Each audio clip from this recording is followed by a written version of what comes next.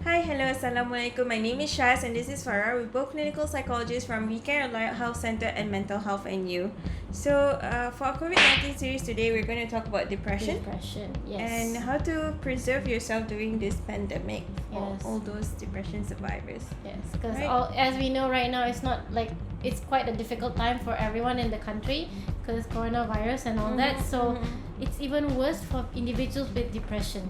Okay, so here's some tips on what we can do or what you can do to actually Help yourself. help yourself. So which brings us to number one, which is to not stop Taking your taking medications.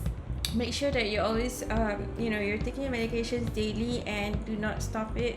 And let's say you do need to get a refill for your prescription, please call the hospital that you're actually going to and ask them what are the procedures for you to actually get the medications. Yep.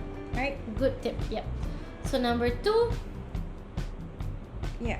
So number two is it would be best that you're not living alone and that you still have social support around you. And if you are living alone, please make sure that you're still connected to your friends and your family through technology, of course, not by visiting them or anything, but through technology. And make sure you have some kind of procedure. Like for example, if you don't call them for 3 days, what they're gonna do?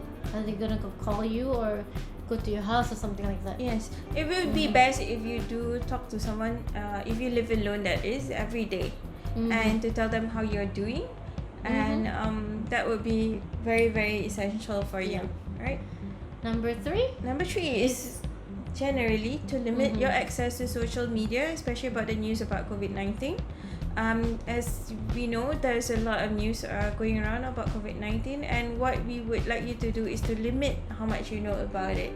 It is okay for you to know what the essential news about COVID-19, but you don't have to read everything. Basically, not just everything. the important things. Yeah. And what is important also is keep yourself busy as possible. Make your day as normal as possible, because whatever it is, life still goes on. Right. Yeah. What else, Just? Okay, so let's say that you're no longer going to work or something like that.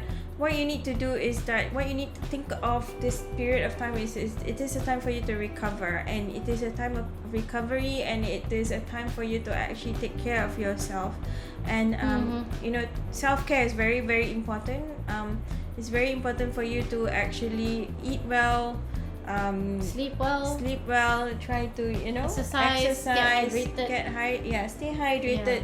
These things are very, very important for you because it will help you actually manage your emotions better. Yes, definitely. See, definitely. And Alright. then I think sometimes obviously you're gonna have some kind of negative thoughts because depression will be linked with negative doubts or talks.